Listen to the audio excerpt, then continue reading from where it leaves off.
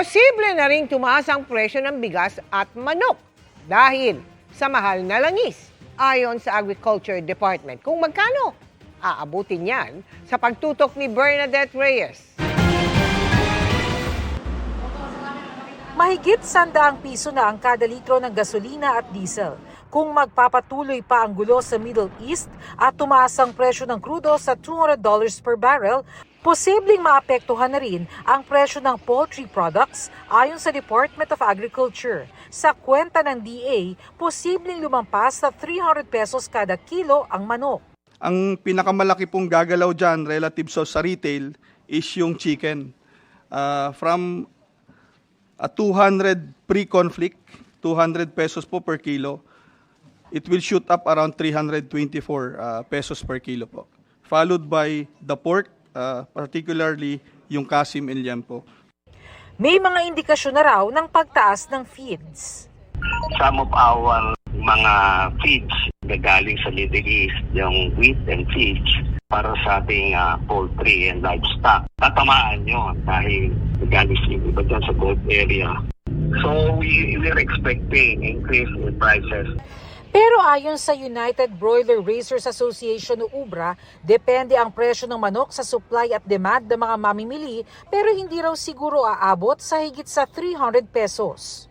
Depende kung gaano karami ang magpapatuloy na mag-alaga at gaano karami yung pwede kaya pang bumili. Kahit na mataas ang gastos nung nag-aalaga, kung wala namang kayang bumili na, paano niya? Sino papasahan niya nung na gastos niya?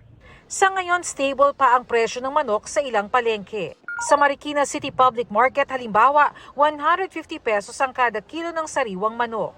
Hanggang 200 piso rin ang kada kilo ng chilled o frozen whole chicken, choice cuts at filet. Kahit papano, sumasabay. Pero pag umabot po sa ganung presyo, mahirapan na kami magbenta. Ano naman ang pinakamalala na pwedeng mangyari sa bigas? Worst case scenario na around 49% increase.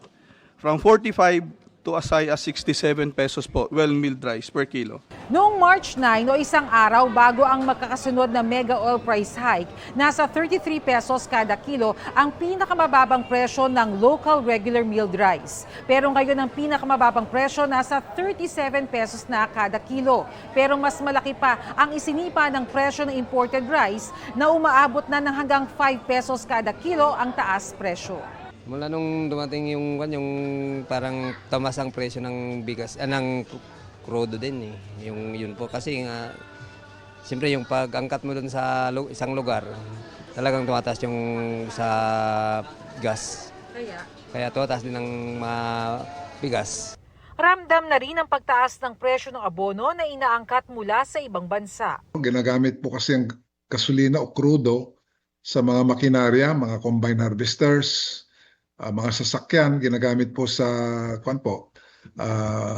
panghauling. Magre-reduce po siya ng planting efforts, pati yung area niya, lilitan niya para mabawasan po yung kanyang pagkalugi. So, ang suma total niyan, most likely bababa ang produksyon natin ng palay at saka ng bigas at magmamahal pa. Nauna nang sinabi ng Department of Trade and Industry na nangako ang ilang manufacturers ng ilang bilihin tulad ng canned sardines, canned meat, instant noodles, bottled water at toilet soap na hindi muna tataas ang presyo sa loob ng 30 araw buhat noong sumipa ang presyo. May ilan pang hanggang 60 araw na hindi raw muna magtataas. Pero ayon sa Philippine Chamber of Agriculture and Food Incorporated, ibang usapan na sa sandaling magmahal na rin ang ginagamit na raw materials ng mga manufacturers. Naghahanap po sila kung ano yung cost nila, pati yung cost ng deliveries and logistics, naturally has to be passed on to the consumer. Kaya magkakaroon talaga ng upward pressure ang prices. Sinisikap ng GMA Integrated News na makuha ang panig ng DTI ukol dito. Para sa GMA Integrated News, Bernadette Reyes, nakatutok 24 oras.